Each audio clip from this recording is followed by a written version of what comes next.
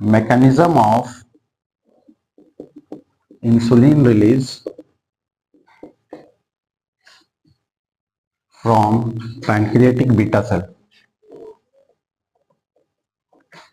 Pancreatic beta cell है ना। Pancreatic beta cell, pancreas का जो बीटा सेल है वो इंसुलिन कैसे रिलीज करता है। तो मान लेते हैं कि ये एक बीटा सेल है, दिस इज ए सेल। ये तुम लोगों के लिए भी है, तुम लोगों को डायबिटीज है ना पढ़ने का, तो हीरो सेकेंड ईयर। पैंक्रियाज जो है क्या करता है, इंसुलिन सिक्रेट करता है बीटा सेल। तो किस तरह से करता है ना। तो होता क्या है, जब भी हम खाना खाते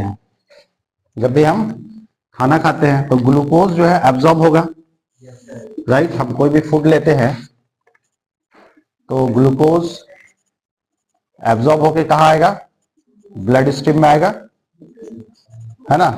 we are getting glucose into blood stream. So this is my glucose which is transporting inside the blood. अब ये जो ब्लड वेसल है इसके अंदर ग्लूकोज है। अब होता क्या है, अब यहाँ पे ग्लूकोज की मात्रा जैसे ही ज्यादा होती है, when your concentration of glucose is high in the blood, then what happens, due to the concentration gradient की वजह से ये इंसुलिन जो है, चूंकि बाहर ज्यादा अंदर कम है, तो ये ग्लूकोज क्या होगा, ये ग्लूकोज सेल के अंदर जाता है, ठीक है। या फिर इसी सेल के ऊपर glucose to blood to transporters होते हैं। क्या होते हैं, ट्रांसपोर्टर्स होते हैं। इनका नाम है ब्लड टू ग्लूकोज ट्रांसपोर्टर 2, ठीक है ना। ये ग्लूकोज ट्रांसपोर्टर क्या करता है, इस ग्लूकोज को पकड़ के अंदर ले आता है, ठीक है। अब इस ग्लूकोज को जैसे ही पकड़ के अंदर ले आया तो ये क्या बनाता है, ये जाएगा माइटोकॉन्ड्रिया के अंदर, ये क्या बनाएगा, एटीपी बनाएगा, ठीक है। अब सेल के अंदर क्या आ जाएगा, एटीपी की मात्रा बढ़ जाएगी, है ना, ढेर सारा इस सेल को एटीपी बन जाएगा। So there are some channels which are present on the pancreatic beta cell. उसको बोलते हैं ATP sensitive potassium channel। ये एक चैनल है, इसका नाम क्या है, ATP sensitive potassium ion channel। जैसे ही ATP बढ़ता है इस सेल के अंदर, अब चूंकि ये वाला चैनल जो ATP से सेंसिटिव है, मतलब थोड़ा सा बढ़ेगा एटीपी या घटेगा तो ये बंद होगा और क्लोज होगा। तो जैसे ही बढ़ता है ये क्या होता है, ये चैनल बंद हो जाता है। समझ में आया। अब जैसे ही ये चैनल बंद हो जाएगा तो पोटेशियम जो है, पोटेशियम का इनवर्ड एंड आउटवर्ड मूवमेंट जो है बंद हो जाएगा। समझ में आया। इसका काम है इस चैनल का पोटेशियम आयन को अंदर लेना, ठीक है ना। तो पोटेशियम आयन को क्लोज जब कर दिया तो इसके रेस्पेक्ट में क्या होता है, इमीडिएटली जो है एक कैल्शियम आयन चैनल होता है, कैल्शियम आयन चैनल। ये जैसे अब ये दोनों एक दूसरे के साथ लिंक है, ये जैसे ही बंद होगा ना ये खुल जाएगा, ठीक है। तो जैसे ही potassium ATP sensitive potassium ion channel बंद होता है, ये कैल्शियम आयन चैनल, तो सेल के बाहर से जितना भी कैल्शियम आयन है इसको जो क्या करेगा, ये अंदर ले लेगा, सेल के अंदर चला जाएगा। और कैल्शियम आयन का काम क्या है, ये क्या करता है, कैल्शियम आयन एक्सोसाइटोसिस की मदद से यहाँ पे जो है इंसुलिन, ये क्या करता है, ये बीटा सेल जो है ना, बीटा सेल इंसुलिन बना बना के इसे ऐसे पाउच में रखे रहता है। इसके अंदर क्या है, इसको इंसुलिन वेसाइकल्स कहा जाता है। वेसाइकल मतलब थैला टाइप का, ठीक है ना। उसके अंदर इंसुलिन बन के रखा हुआ है। Insulin is formed in form of pre pro insulin, उसके बाद प्रो इंसुलिन, उसके बाद इंसुलिन बनता है।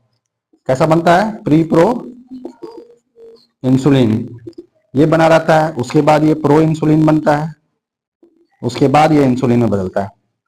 तो ये प्री प्रो इंसुलिन के फॉर्म में ये रखा रहता है। तो यहां से क्या करेगा, ये कैल्शियम आयन जैसे ही अंदर आएगा, तो कैल्शियम का काम होता है प्रेस करना, ठीक है ना। तो ये कॉन्ट्रैक्ट कराना, तो इस सेल को कॉन्ट्रैक्ट कराएगा। तो जब कॉन्ट्रैक्ट कराया था एक्सोसाइटोसिस की मदद से, एक्सोसाइटोसिस एक प्रोसेस है, इस इंसुलिन को क्या करेगा, बाहर निकाल देगा, है ना। तो पैनक्रियाज क्या करेगा, इंसुलिन को रिलीज कराएगा। समझ में आया बात। खाना खाए ग्लूकोज जो है ब्लड में गया, ब्लड से अब क्या होगा, ये पैनक्रियाटिक बीटा सेल के अंदर कैसे जाएगा, बिकॉज ऑफ प्रेजेंस ऑफ दो प्रोसेस है। एक तो हो गया डिफ्यूजन के प्रोसेस से, पहला जो है प्रोसेस है डिफ्यूजन, कुछ कुछ चला जाएगा, थोड़ा बहुत, वो चीज ज्यादा है कम है थोड़ा बहुत घसक के चला जाता है, that is the diffusion. Second चीज है एक और ट्रांसपोर्टर है, ट्रांसपोर्टर जो है ग्लूकोज ट्रांसपोर्टर 2, GLUT2, इसकी मदद से ये ग्लूकोज को पकड़ के सेल के अंदर लाया, सेल से ये कहा गया माइटोकॉन्ड्रिया के अंदर गया, एटीपी का फॉर्मेशन हुआ, सेल के अंदर एटीपी बढ़ा, एटीपी बढ़ने की वजह से क्या हुआ, potassium ion, ATP sensitive potassium ion channel बंद हो गया, कैल्शियम आयन चैनल खुला, कैल्शियम अंदर आया। उसके बाद जितने भी इंसुलिन बन करके बैग में स्टोर थे उनको क्या किया, एग्जोसाइटोसिस की मदद से रिलीज करा दिया। अब ये रिलीज होगा तो कहाँ जाएगा, ये ब्लड में चला जाएगा। ये कहाँ चला जाएगा, क्योंकि हमने देखा ना एंडोक्राइन फंक्शन में इंसुलिन क्या है, डायरेक्टली ब्लड में आता है, तो ये आपको ब्लड में ये इंसुलिन चला आया। ठीक है, अब ये इंसुलिन क्या करेगा ब्लड में आकर के, आप जो खाना खाए हो ग्लूकोज जो है, आपका जो ग्लूकोज है, अब ग्लूकोज खाए तो पूरे बॉडी में जा रहा है ना, तो पूरे बॉडी के जितने भी सेल्स हैं, एक नॉर्मल सेल है, वहां पे क्या करेगा ये इंसुलिन क्या करने वाला है एक नॉर्मल सेल के अंदर, कि यहाँ पे जो है ये इंसुलिन जब जाएगा तो इस सेल के अंदर, नॉर्मल सेल के अंदर इंसुलिन रिसेप्टर्स हुआ करते हैं। क्या हुआ करते हैं, तो ये वाला जैसे ही ये ब्लड वेसल के अंदर से इंसुलिन जाता रहेगा, जो रिलीज